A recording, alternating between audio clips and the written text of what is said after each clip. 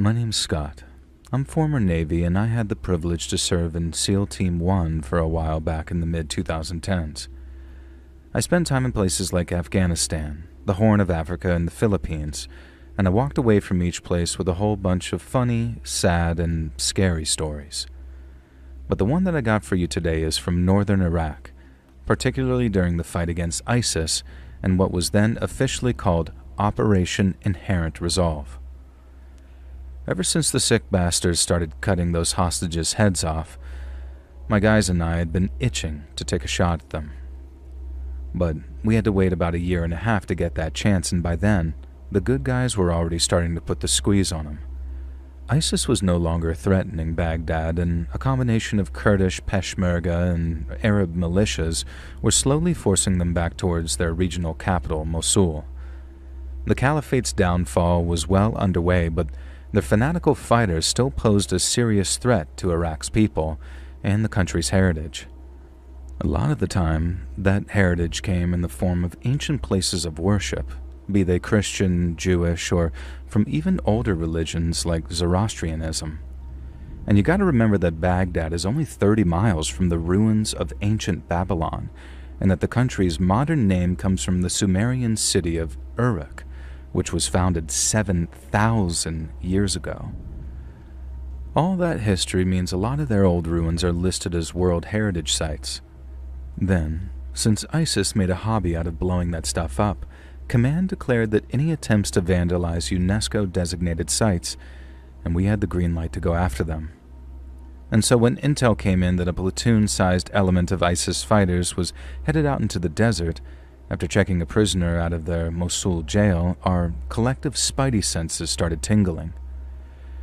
There was a chance that they were about to shoot an execution video, in which case we were good to go on that too. But this was summer 2016, not summer 2014.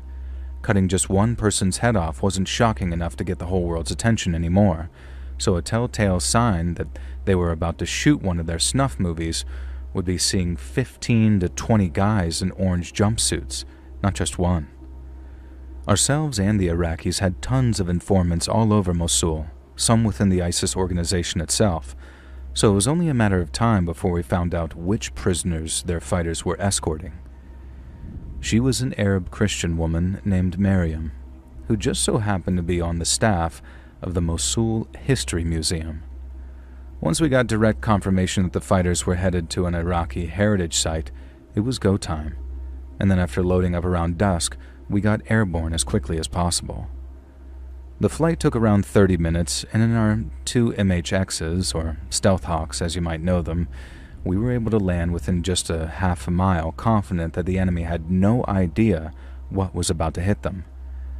Now, once we were touching dirt, we moved through a shallow, dry gulch until we were within maybe 200 meters, close enough to see at least 7 or 8 flatbeds parked outside the mouth of a cave. The sun sets fast in that part of the world, meaning it was almost full dark by then, and since we were headed into what looked like some kind of cave system, we pulled down our NVGs and then pushed towards its mouth. The first thing we were looking for were any sentries, but since a lot of ISIS guys weren't anything approaching professional soldiers, it didn't raise any red flags to see that they hadn't posted any. We kept on pushing forward, covering each other as we moved, and then by the time we got to the mouth of the cave, we could all smell it. It might sound like a tired cliche at this point, but blood really does have a strong coppery smell to it when it's in high enough quantities. And on those warm desert evenings, when the cold's yet to set in, you can smell that metallic stink from a long way off if the air's still and enough of it's been spilled. And in the first and largest chamber we entered, God help us, there was a lot of blood. The walls of the tunnel at the cave's entrance had been sanded smooth, possibly thousands of years before, but the inscriptions chiseled into them by long-dead hands had survived. They were incredible to witness, and for a few moments I found it truly humbling to be in the presence of something so ancient. But what lay in the center of that first chamber made me sick to my stomach. Miriam, the ISIS prisoner and former employee of the Mosul History Museum, was dead, and she appeared to have been tortured. Her hands and feet showed signs of having been stabbed repeatedly. Her shirt had been pulled up to show that she'd been gutted via a deep wound to her side, but the cause of death appeared to be partial decapitation, something which had left a huge puddle of blood to settle and thicken on that stony ground. Someone had tried to make a spectacle of her death, clearly for the benefit of a nearby camera, but neither the executioner nor the cameraman nor any of the other ISIS fighters were anywhere to be seen. Not stationing a sentry outside was one thing, but there we were, standing right in the middle of their set, and no one had so much as given us a mean look, let alone shot at us. We figured that they were hiding down the tunnels that we could see to our left and right, but again, ISIS weren't the hiding type, so what the hell was keeping them so quiet? We split into 2 teams of 3 and then advanced down either tunnel. We expected an ambush, and the worst-case scenario of being trapped in there was a very real possibility, but within maybe a minute or two, we reached an empty chamber at the end of the tunnel, and then got the all-clear from our buddies in the other tunnel as well. Only their chambers weren't empty, and I remember hearing one of them over the radio saying, "Y'all better come see this. We just found our guys." And found them, they definitely did. Because after linking up with our teammates in the other chamber, we found what must have been 20 to 25 ISIS guys, and not a single one of them was breathing. They were all spread out around the edge of the cave. A lot of them were in the fetal position, but a couple looked like they tried to burrow their way through the rock while tearing off their own fingernails in the process. That was the only time we found hot brass, as in found a place that the ISIS guys had fired their weapons. But from what we could tell, they'd either been shooting at each other, very unlikely, or they'd been shooting at someone in the center of the room in such a panicked fashion that either it hadn't occurred that they might have hit friendlies, or it seemed worth it to neutralize the threat. If that had been the case, whoever got them certainly didn't stick around until we showed up. But they did leave something behind, in the form of the damage inflicted to each ISIS fighter. And in all my life, military or not, I've never seen wounds like it. Apart from tearing off their fingernails or the occasional bullet wound from friendly fire, the fighters' limbs or torsos had next to no damage to them. But their skulls looked like they'd been shoved head first into pizza ovens for 8 hours apiece. I'm not kidding. They weren't just burned, they were scorched, with bones so blackened that it looked almost glassy in places. But I swear to God, from the neck down, most didn't even have so much as a single scratch on them. All 6 of us just stopped and stared at these bodies for a few seconds, all in total silence, all just letting it process, I guess. The air smelled like bad barbecue too, no word of a lie, and it was that stink of burned meat that got someone to break the silence. Not a single one of us had any idea what might inflict that kind of damage, and while we didn't particularly want to stick around to find out, there were no obvious threats anywhere in the cave system. The only thing left was to call in what we'd found, set up a perimeter outside, and wait for the Kurds to show up to lock the place down and take away the bodies. I didn't get much of a look at the inscriptions on the walls on my way out. I was too busy looking at the bodies than down my rifle sights as we made our way outside. We then had to wait a couple of hours, but the Kurds showed up all right, and as our team leader completed his handover with the guy leading them, I got talking to one of their dudes. He had to be like 50 years old because he told me he fought Saddam back in the 90s after that piece of crap started gassing them in their homes. We talked back and forth for a while, and his English was pretty good, and so I took the opportunity to ask him what exactly was in that cave. The old Kurd knew the area well, and told me it was a shrine to Inanna, the Sumerian goddess of love, who was later called Ishtar by the Babylonians. That meant it was literally thousands of years old, and there it was out there in the desert, completely unguarded, just there. We took some pictures of the bodies, which, as you can imagine, our intelligence guys were very interested in, and then after we flew back to base, debriefed and showered, it all became just Another war story. See, all those burned skulls isn't even close to the weirdest story that I got from my time in the SEALs. Heck, it's not even the weirdest thing I saw in Iraq. If the cops came across that same scene back stateside, it'd be all over the news. But in Iraq, with ISIS running around chopping off heads and setting folks on fire, finding those bodies was just Tuesday, you know? I thought about it a lot after and we talked about it amongst ourselves, but the only explanation was that someone just got to them before we did. Someone who managed to burn all their skulls, and fast too, before scooting so quick that we didn't even see them from the choppers coming in. What and why weren't our business, and so we tried not to speculate too hard. And then a week later, it was on to the next thing, and then the next, and then the next, until Mosul was liberated and we could all go home. But years later, after I'd left the military, I went down a little rabbit hole reading about Inanna, and found out that she wasn't just the goddess of love. She was the goddess of a whole bunch of other stuff too, as those old pagan deities tended to be. Inanna was the goddess of fertility and political power, things that sort of line up with the whole love thing, as long, of course, as that political power is wielded benevolently. But Inanna was also the goddess of war, justice, and most pertinently, divine retribution. In the myth of Inanna and Shukalatura, after she's violated by a man who catches her while sleeping, Inanna unleashes a series of catastrophic plagues on the land. She turned the water in wells into blood and sent violent storms across Sumeria to drive her attacker out of hiding. When she finally found him, she killed him, securing her place in Sumerian folklore as, and this might be putting it clumsily, the goddess of revenge. This meant those ISIS guys had dragged off a prisoner to a shrine revering an ancient goddess of revenge, and then somehow after torturing and killing their prisoner, they ended up fleeing in terror from something that burned their goddamned skulls to a crisp. Honestly, I'd rather hear it from you. I'd rather know what the hell you think happened in that cave that night, because personally I can't say any of what I'm thinking out loud without feeling like I need a week in a psych ward. Even the other guys said things like, "Not my clowns, not my circus," which is probably best translated to, "Don't think about it, or it'll drive you nuts." But sometimes, it's impossible not to.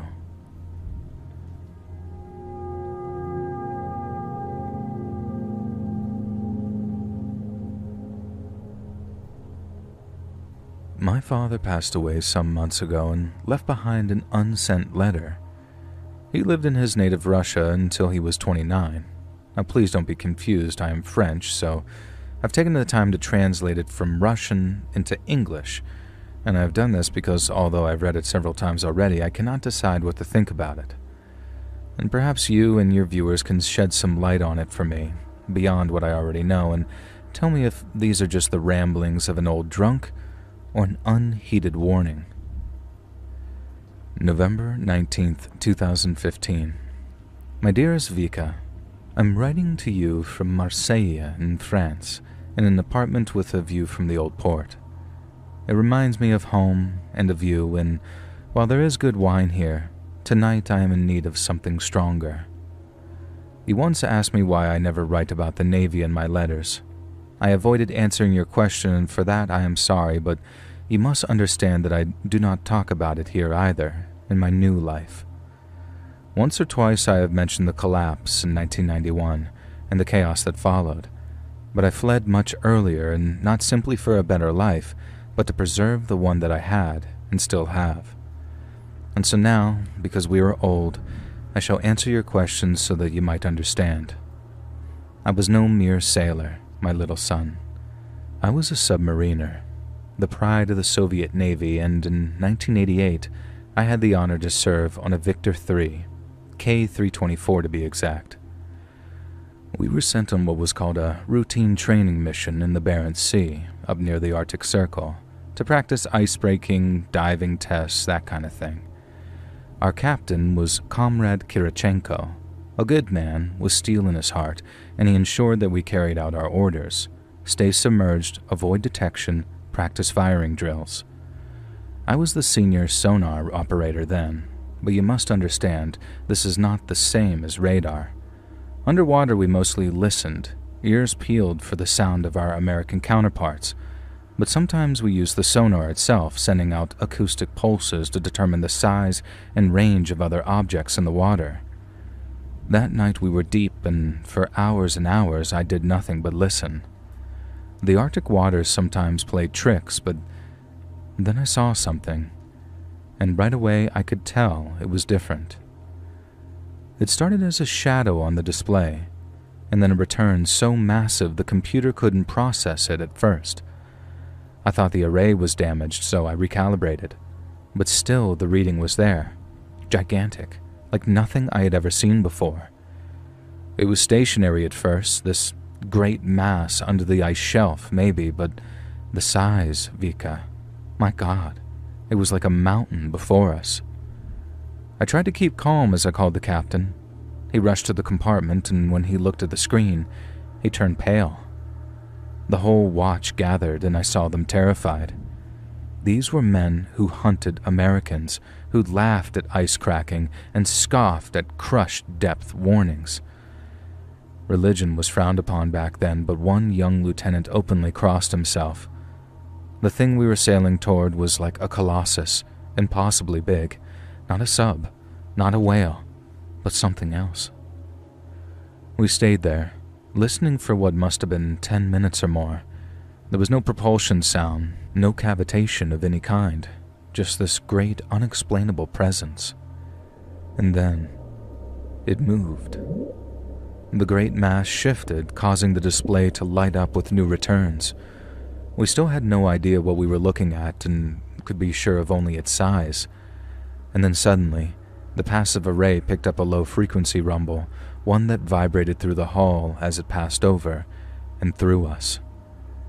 It sounded deep, so deep I felt it in my bones, and then as it passed, the men muttered. Captain Kirichenko ordered us full astern and had us ascend as quickly and quietly as possible. In other words, we ran. Not like proud Soviet sailors, but like children, from shadows in the dark. Whatever was in the water with us that night did not pursue us, thank God.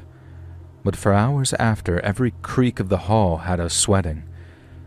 I heard our political officer Granat whispering in the control room about the importance of the mission. The captain looked like he wanted to shoot him. I'd never seen him so angry before.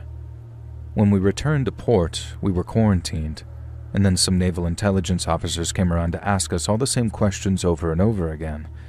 And then when the questions were finished, 2 men in civilian clothing came to see us, and one by one, they sewed our lips shut. We all signed statements denying the encounter and the existence of any anomalies, as they called them. Breaking the agreement meant Kolyma prison, or even someplace worse. For years I said nothing, even to my wife. I tried to forget, but the dreams wouldn't let me, and in my dreams, I'd be down there alone in the cold and the dark, alone with a thing that wasn't Russian or American, but older than words, older than time. You remember the Kursk, don't you, in 2000? We remember, but the youth do not. They said it was a torpedo accident, leaking fuel, but I recognized the coordinates they gave and how they were less than a day's travel from the exact spot we found the blip. Same depth, same ice edge, everything. Now, I was in Paris by then, no doubt watched by KGB agents or FSB or whatever they're calling themselves these days. And as I sat in my little apartment watching the news on the TV, I remember my hand shaking as I poured myself a drink. They said the Kursk sank after an explosion in the forward compartment, but I knew the men who served with me would be thinking the same thing as I. Some said the rescue efforts were blocked by Putin himself. Others talked of strange readings on the surface ships. One old comrade, who since escaped the submarines, told me they found pieces of the Kursk hull bent outward, like something had grabbed it from below. I left Russia soon after, and France was far enough. The sea here is warm, blue, no ice, but sometimes at night when the mist comes in from the Mediterranean, I still hear that low rumble in my head. And you must think I'm a crazy old man telling these ghost stories, but I was there, and so were 20 other men. All heard it or saw how big it was on the screens, and when it moved, it was like an entire city shifted below us. Something that size would make short work of even the largest submarine, and perhaps not even through hunger, but by mere accident of its size. And I've read once, after the internet came along, about old sailor tales from the Arctic. Many echoed the legends of the Pomors, the old Russians, when they spoke of gigantic sea beasts, things which slept under the ice for generations at a time. The Soviets laughed at such things. Science, they said, would open the way from the Earth to the stars. But science does not explain a return that big with no engine noise. Science does not make trained men piss their pants or vomit in the passageway outside the sonar compartment. My little son, I'm old now, and the doctors say my heart and liver are bad. I should be thinking of happier times while I still have the breath in my lungs, but instead, I keep thinking about those boys on the Kursk. They were good men, doing their training mission like we did. Did they see the blip first? Did their sonar man try to warn them before the lights went out? These are the things I wonder late at night before I reach for a bottle. I keep a map, an old naval chart. I mark the spot with a red pen, and when I cannot sleep, I look at the map. They say the Arctic is melting now and that the ice is retreating. Blech, enough. My bottle is empty. Maybe I should not have told you, but you asked why I left, why I never came back, and why I use a different name, and now, you know. And I shall grab another bottle because tonight, I do not want to dream. In a quiet Texas town, Aaron Caffey seemed to be living an ordinary teenage life, but behind closed doors, growing tensions and hidden influences were quietly reshaping everything around her. When the silence finally broke, it left behind a case that challenged assumptions about family, trust, and just how quickly an ordinary life can descend into something unimaginable. Listen to the full story over on my true crime channel, Saturn Soul, link down below.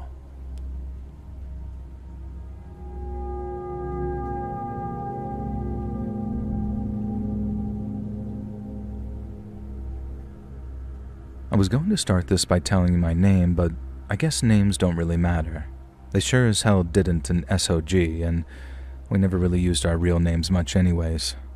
Officially speaking, SOG was the most classified special operations unit of the Vietnam War. We operated under the cover of being a studies and observations group, but you learn fast that observation meant cutting someone's throat before they could alert their friends.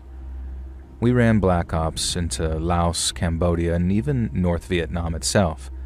They were the kind of cross-border missions that Washington would never officially admit to, meaning if we were captured as mercenaries, and no one was coming to save us. Most people back home never heard of us.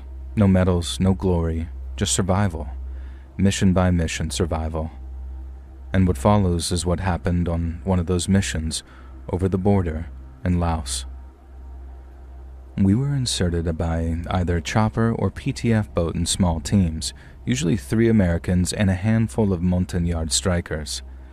And then after long, exhausting marches through the jungle, we'd gather intelligence, sabotage supply lines, or snatch prisoners, or in the case of this story right here, try to bring back downed pilots before the enemy could get them north and make them disappear forever.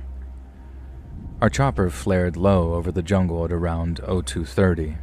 I was jammed in the door with the rest of the RT Viper. Me, Cowboy, Boston, and 4 Montagnard scouts. We fast-roped into a small hole in the jungle, boots hitting mud that smelled of rot and cordite from bombs that overshot Uncle Ho's trail. The Montagnards moved like ghosts, and they hated the communists more than we did, and they were better than any American at moving through the jungle. And the mission was simple. Recon a suspected NVA way station rumored to hold a downed American pilot, and if the opportunity presented itself, bring him home. Intel said Chinese advisors had been seen moving heavy equipment onto the site, something beyond the usual anti-air missiles, and so a closer look at whatever that was would be considered a bonus. We humped for 6 hours, avoided trails, and then setting up a cold camp a few miles from the way station. By first light, we were in position on a ridgeline overlooking the objective. It didn't look like much from the outside, just another camouflage NVA logistics camp with bamboo huts, fuel drums, and a few guards with AKs. But deeper in, under netting and cut branches, we saw the concrete bunker. It looked too fresh, too permanent for Laos. Cowboy, our team leader, glassed it with his binos for a few minutes and then said that was our target. Whatever was in there, pilot or not, we were bringing it home.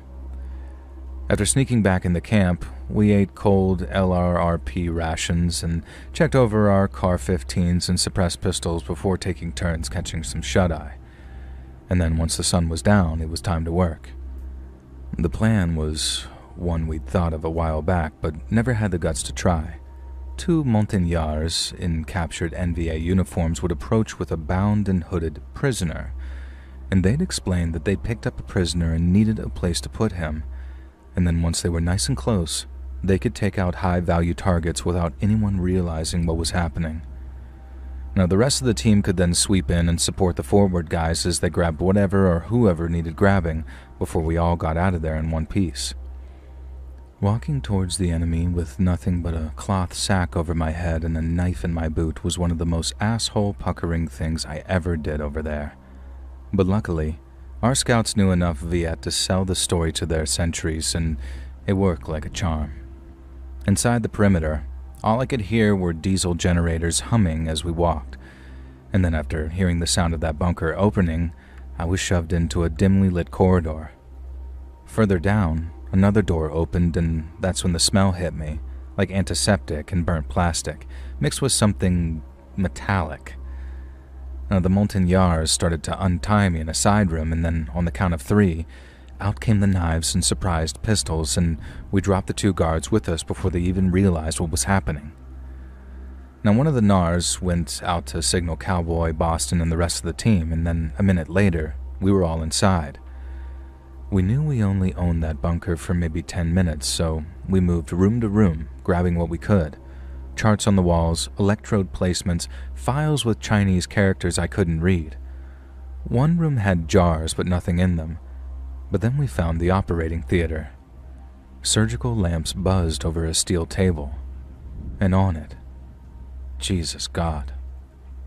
He was strapped down, buck naked, body intact, but his head was open. The left side of his skull had been sawed away with a flap of bone removed and set aside. What remained of his brain looked shiny under the lights.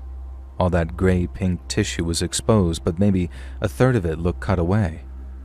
In its place, there was this mess of fine silver wires and a small black device about the size of a pack of cigarettes. It looked screwed into what was left of the right hemisphere. Tubes right into his nostrils, and a heavy rubber breathing mask covered his mouth and nose. The man's dog tags lay nearby, and it was the missing phantom pilot that we'd been looking for. His eyes were open, but empty, kind of milky and confused with no recognition, just wet meat in a ruined case of bone. I'd seen men burned by napalm, shredded by claymores, even impaled alive on bamboo booby traps, but this was different. The Chi-Coms had turned him into a goddamn prototype of something that was never meant to be. Wires trailed from the device to a console, and something was flickering on it. Weak brain activity, maybe.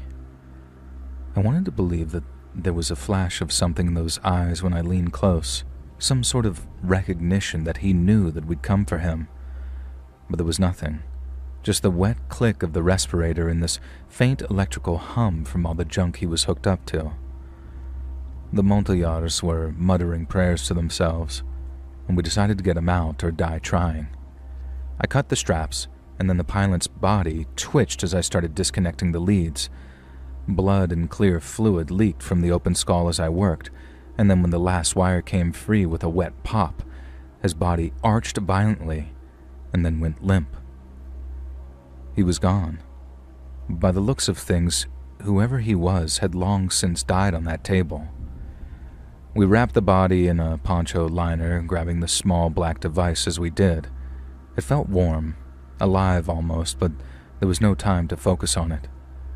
We knew Exfil would be tough, but it turned into a running gunfight. Once they figured out who exactly was booking it from their way station, the NVA pursued us through the jungle. One of the Nars took a round through the shoulder but kept moving. It was that or die. We dragged the pilot's body for about 2 clicks to the LZ, trading fire the whole way. And then once we were in position, a Cobra lit up the tree line behind us as the evac choppers came in hot. I sat beside the poncho-wrapped shape on the chopper ride back. Some of the wires were sticking out of the poncho, and I remembered the way that they moved in the wind. But I wasn't in the chopper. Not really. I was still back in that bunker, seeing the half-skull under the surgical lights in the pilot's empty eyes. What the hell had they been trying to build? Some remote-controlled soldier? And that thought makes my skin crawl, even all these years later. After landing at a forward strip, the debrief was brutal. The S2 spooks took the device away in a sealed case, like it was worth its weight in gold. That night in the hooch, I drank, and the other guys didn't talk about it, but that suited me fine. Some things you just carry in silence. They told the pilot's family he died in combat, made it out to be heroic. It was obviously a lie, but I guess that's mercy of a sort. Sometimes I wonder if that black box is just sitting in some lab and if the whitecoats have unlocked its secrets yet or are still trying. I hope not, because if you saw what I saw, you'd know that man ought not to play God.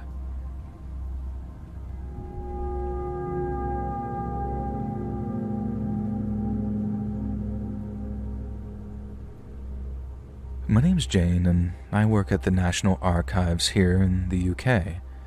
Now, we're home to the largest collection of First World War diaries in the world, and since 2018, the 100th anniversary of the war's end, we've been busy digitizing the archives and ensuring the soldiers' words outlive the materials they were written on. However, while working with diaries from the 1916 Arras Vimisector, my team uncovered a particularly striking personal account belonging to a Lance Corporal Edward Wilson of the Royal Fusiliers, and to say his account is striking would be quite the understatement. On a personal level, and having read thousands of harrowing accounts, Wilson's diary stands out as one of the most visceral and disturbing I've ever come across. It also includes testimony that has puzzled historians ever since, and while being of great interest to your audience, I believe you can present it in a fashion which pays tribute to the memories of the fallen rather than exploit them. And so with that in mind, may I present a transcribed selection of his entries, delicately edited for the purposes of clarity and legibility, which offer an unflinching glimpse into the horrors of the Western Front. Yours sincerely, Jane Gillespie. 12th October 1916. They've got us in Gangrene Alley, not far from Albert. All we do is wait, and I hate waiting. The guns keep firing and men complain, but I prefer it to the quiet. Jerry's been acting right strange for a week now. We hear them at night, but it doesn't sound like the usual sentries or work parties. Sergeant Lowe said that they might be mining, but I've been on the listening post twice now this week, and sometimes it sounds like they're arguing amongst themselves. The lads are jumpy, rumors of a big push coming. I keep my head down and try to keep my spirits up, but my feet are just about rotten from all the damp. 15th October 1916. It rained all day again. Gangrene Alley is almost shin deep. Jerry was making noise last night, so we set up a flare about 2 in the morning and caught movement in the forward trench. They were running back and forth shouting, possibly in preparation for a dawn attack, so our artillery put a few rounds over just in case. Usually they answer with their own guns quickly enough, but this time there was no reply. Very strange. 18th October 1916. Quiet day. No one likes the quiet ones. They mean something's about to happen, and Jerry's quite clearly up to something. Their line looked half abandoned at dawn, sandbags shifted, wire uncut in places. We think they're pulling back for a counterattack someplace else, but we can't be sure. On last night's patrol, one of the younger lads said that he saw a rat the size of a terrier skittering off towards German lines. We see more than the odd rat, but they're not that big. The lads laughed at him and said it was his mind playing tricks, but to me, he doesn't seem the type to tell tall tales. 20th October 1916. Something's definitely wrong with Jerry. At last night, we heard the most god-awful noises. We stood for an hour expecting an attack that never came, listening to the screams from across no man's land. We heard shots too, though none aimed at us. At dawn, we could see Jerry moving about in their trench. It sounded like they were digging. Dead quiet after that until mid-morning when the shelling started up again from our side. Some of the lads are saying it's mutiny and that we could take their trench if we attacked, but for now, we carry on waiting. 22nd October 1916. It happened.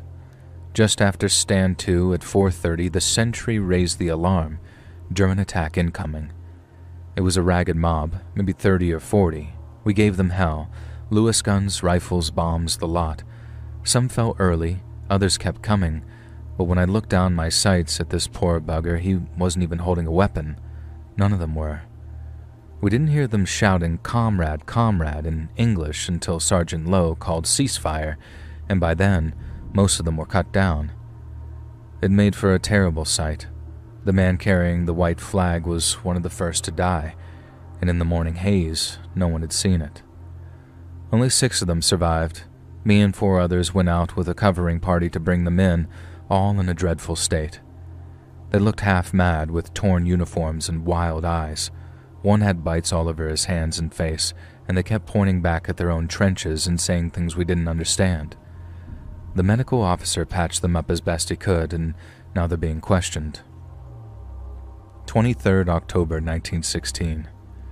Spent the day on fatigues but couldn't stop thinking about those Germans. Another lad managed to speak to one through an interpreter, and what he told us has left the whole dugout quiet. He said about a month before we arrived at the front that they'd been digging to expand their ammunition bunker when a soldier found something like an old toy animal carved out of wood and packed deep in the soil.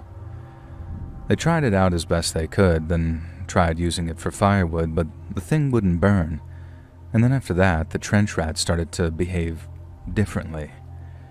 They stopped running away when threatened, and then at night, they bite little chunks out of men as they slept, and soldiers would wake up screaming to find their fingers or toes bleeding. They set traps, poisoned bait, and shot them by the dozen, but more showed up, bigger ones. At one point, one of their runners took a piece of shrapnel and was dragged back paralyzed from the waist down. It must have been a grim wound, but their M.O. thought that he had a chance of getting the feeling in his legs back, and so the next morning, when it looked like they were moving under his blanket, they were pleased as punch. The runner woke up confused, but when his comrades pulled back the blanket, they saw it wasn't his legs that were moving, but rather the big, fat, blood-soaked rats that had been feasting on paralyzed flesh. The corporal crossed himself 3 times telling this story, but it didn't stop there. Bigger rats started appearing, all deformed like the ones you see near the matchworks. Some had extra limbs or 2 heads, others were blind and hairless with milky eyes and honed in on the soldiers using the sounds of their screams. The Germans said that on the night before their surrender, the rats seemed to swarm the whole trench, and in the morning, the survivors broke and ran towards us, preferring British bullets to the things that they were hoping to escape. We thought that those men were mad at first, but we've all seen the shell-shocked, and this is not that. 24th October 1916. More details are leaking out now. Another prisoner confirmed the mutated rats, said one was the size of a small dog with a snout like a pig. He said the ground itself seemed to move at night. Tunnels would collapse, new holes would appear. Their chaplain had called it the work of the devil before he himself disappeared. The men are scared and they've come to our trench too. Sergeant Lowe said that that's impossible, that they're too far away, but last time I was on watch I happened across a big one that hissed at me like a cat would. I've never seen that before. The captain didn't report any of it up the chain, probably put down as enemy morale collapse due to sustained artillery, but we know different. 25th October 1916. It's gone quiet again. We've reinforced our wire and doubled the listening post, but everyone is still nervous. The captured Germans have been taken rearward. One of them grabbed my sleeve before he went and said, "Sie haben Hunger." They are hungry. I can't get the look in his eyes out of my mind, and I keep checking my boots before I sleep. Maybe the land is really cursed. We buried so many here, British, French, and German. Maybe as the rats ate what remained of them, they ate their anger too. God help us if they ever turn on us the way that they turned on Jerry. 28th October, 1916. Relieved at last. The new battalion moving up gave us funny looks when we warned them about the rats. I pray they don't learn the way that the Germans did. If I don't make it home, perhaps someone will read this and understand that not every horror on the Western Front came from German guns. Some came from below, and I still hear the screams in my sleep.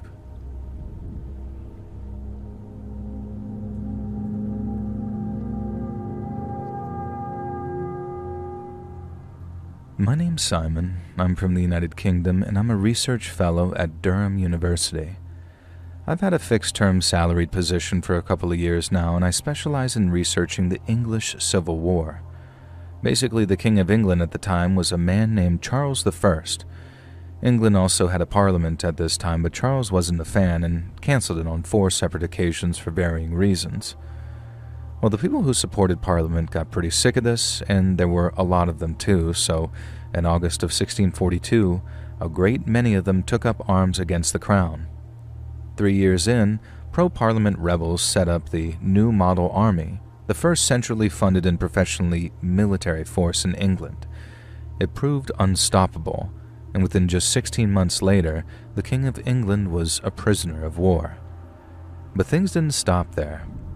After a lengthy period of imprisonment and negotiation, the king still refused to make the concessions demanded of him. The rebels therefore refused to release him, which caused those still loyal to the king to begin a sort of counter-revolution. And so, realizing that they had no choice but to put the king to death, to end any hope of returning him to the throne, Charles I was beheaded at the Palace of Whitehall on the 30th of January, 1649. His final words to the gathering of onlookers were reported to be, "I shall go from a corruptible to an incorruptible crown, where no disturbance can be." And what followed was complicated.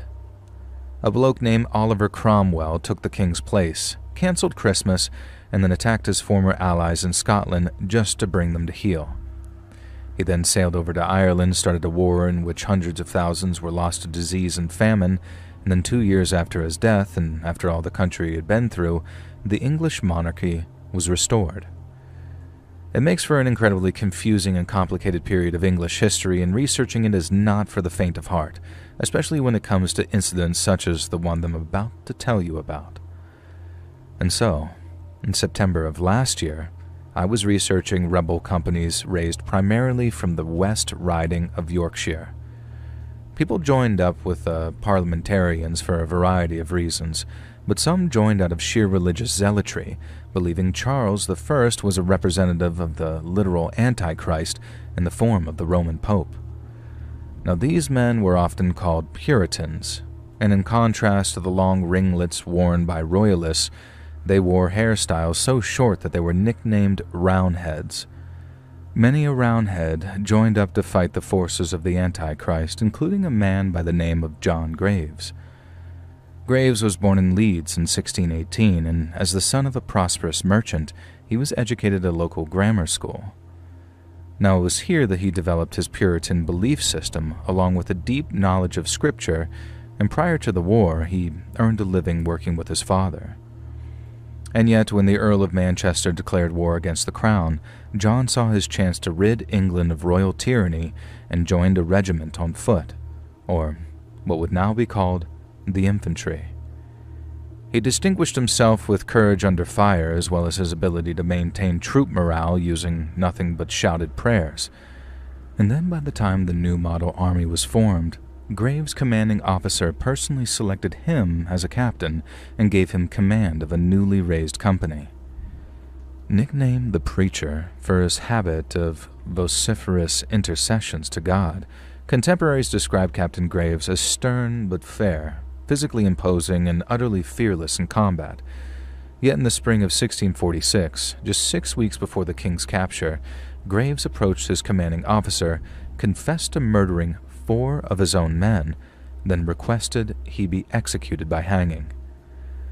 Graves' confession was a shocking one, as was his request, but after reviewing the evidence, his CO signed his death warrant, and he was hanged by the neck until dead on the 27th of April 1646.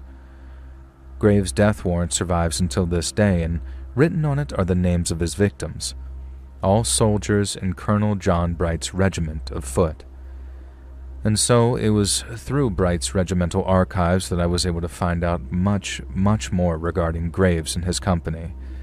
And based on the dates present on the death warrant, I discovered that the same day Captain Graves murdered his men, his company attempted to occupy a village called Barnby-on-the-Marsh.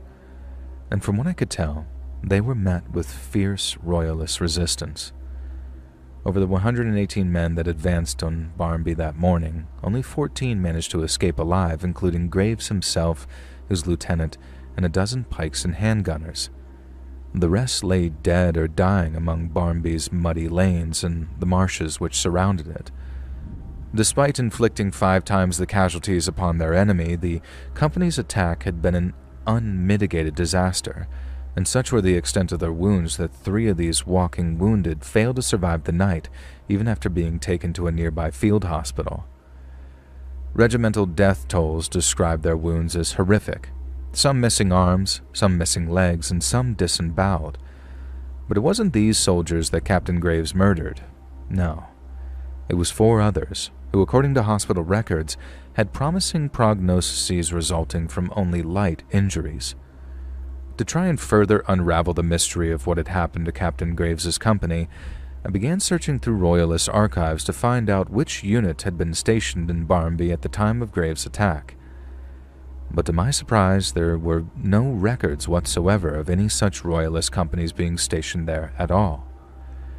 In fact, the only reference to Barnby in any of the Royalist archives was in a letter one officer had written to another, mocking the Roundheads for not only attacking a place with no Royalist presence, but one which had been quarantined for plague. And the letter notes with disgust that the Barnby occupants were cruelly put to the sword and its buildings burned to the ground. But while its mention is the only one I could locate within Royalist archives, the letter isn't the only contemporary source which mentions Barnby-on-the-Marsh.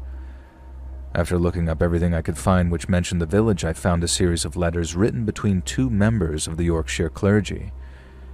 I learned that a church tithe collector had been dispatched to Barnby to collect contributions, but had since failed to return. Fearing the man had absconded with the tithes, the church sent a pair of bailiffs down to Barnby to track the man's movements. They returned with no collector, no tithes, and some deeply chilling news. As they approached the village, the 2 men broke from a section of woods and emerged onto an open field which allowed them a full and clear view of the village and its occupants. The fields were empty, but the village's narrow lanes were full of people, hundreds of them, and they appeared to be dancing. Yet, as bizarre as it might sound, the sight was not an altogether unfamiliar one for the 2 men, and allow me to explain why. Between the 14th and 17th centuries, there came to exist a phenomenon known as dancing mania, or as it was sometimes referred to, St. Vitus's dance. This was a bizarre sort of choreomania that took over entire cities in medieval Europe, whereby people in their hundreds and sometimes thousands began dancing wildly and uncontrollably, and in some cases for days at a time. Some of these incidents, like the French city of Strasbourg in 1518, were started by only a handful of revelers, but the conditions spread so fast that sometimes within just a day or 2, the crowd of dancers swelled from dozens to literally thousands of people, and some of these people danced until they died. They'd collapse from exhaustion, dehydration, or heat stroke, and since their fellow citizens were unable to stop dancing, they were also unable to render aid. Hundreds are reported to have died this way, and the phenomenon caused such a panic that people blamed everything from curses and witchcraft to demonic possession or heavenly punishment.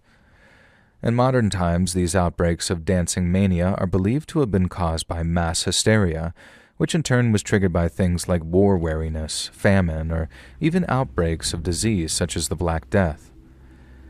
Later, the name St. Vitus dance became the common name for Sydenham's chorea, a very real medical condition which causes jerky, involuntary movements, usually following a strep infection or a bout of rheumatic fever. But as you can probably guess, that's not what was affecting the people of Barmby. It's also not entirely clear why Captain Graves's company was given the order to attack the village, as existing records state only that the orders were given, and not why it was given. And yet I suspected that given the nature of the afflictions suffered by the villagers, Captain Graves' reputation as a lay preacher might have singled him out for selection. I imagine that, at least in the minds of his commanding officer, Graves was sent to remind the villagers of God's word. And yet it seems that in his efforts to prepare the village for a larger garrison of Roundhead troops, Graves and his men were set upon by the frenzied villagers in a viciously violent fashion. And what followed was a massacre, not just of the 500 or so villagers that called Barmby home, but of Graves' soldiers, and without access to any military-grade weaponry, it seems the soldiers were killed using little more than household implements, farming tools, and the villagers' own bare hands. And they were eventually overcome, all 500 plus of them, but as I've already mentioned, almost 90% of Graves' men were killed or so gravely wounded that they were unable to be evacuated. And the only thing they didn't destroy was the church. And then once all other buildings had been set ablaze, the survivors of Captain Graves' company retreated to their garrison near Leeds. Regarding what I've learned about the nature of the village's strange affliction, I believe we're forced to entertain a very frightening theory pertaining to Captain Graves' supposed crimes. And to me, it's quite clear that the soldiers he killed either outwardly exhibited symptoms of the mania, or he at least believed this to be so. There's no record of him mentioning anything of the plague or its symptoms during his confession, but I can think of no other reason why Graves would slaughter 4 of his own men while sparing other much more critically wounded soldiers. Part of me believes that in his request to be hanged, Graves wasn't only seeking to atone for his crimes. I think he wanted to die unblemished while his soul was still free of the devil's clutches. Now, I have no doubt in my mind that as a fanatical Puritan, Graves believed that exposure to demonic possession would put his own soul at risk. And having preferred to shed his own men's blood rather than see them overcome by unholy reverie, I think he sought to follow them into oblivion, while there was still a chance of him entering heaven as a repentant sinner. Obviously, I believe there's entirely rational explanations for what happened to Graves and his men, and while I understand his zealous regard for the health of his own soul, I believe it's entirely misplaced. I posit this to be yet another unfortunate misunderstanding in a war that is full of them, but I don't believe the same can be said for Captain Graves and his men, who no doubt will have believed themselves to be set upon by screaming, dancing, frenzied children of the devil himself. They must have killed them without mercy, and the manner in which their comrades were torn apart before their very eyes must have done nothing to dispel the idea that their enemies were in the service of Satan. And thus we bid our farewells to a man whose story is almost like a singular piece in a gigantic jigsaw puzzle. On its own, one might be mistaken for thinking it senseless, perhaps even confusing. But united with its kind, it helps paint a picture of a brutal civil conflict, and in a world where the devil himself was considered to be both very real and very dangerous. Hey friends, thanks for listening. Click that notification bell to be alerted of all future narrations. I release new videos every Monday and Thursday at 9 p.m. Eastern Time, and there are super fun live streams on Sunday and Wednesday nights. If you get a story, be sure to submit them over at my email, LetsReadSubmissions@gmail.com, and you might even hear your story featured on the next video. And if you want to support me even more, grab early access to all future narrations and bonus content over on Patreon, or click that big join button to hear about the extra perks for members of the channel. And check out the Let's Read podcast, where you can hear all of these stories in big compilations located anywhere you listen to podcasts. I also have a true crime channel called Saturn Soul. All links are in the description below. Thanks so much, friends. And remember, sleep in the night soil.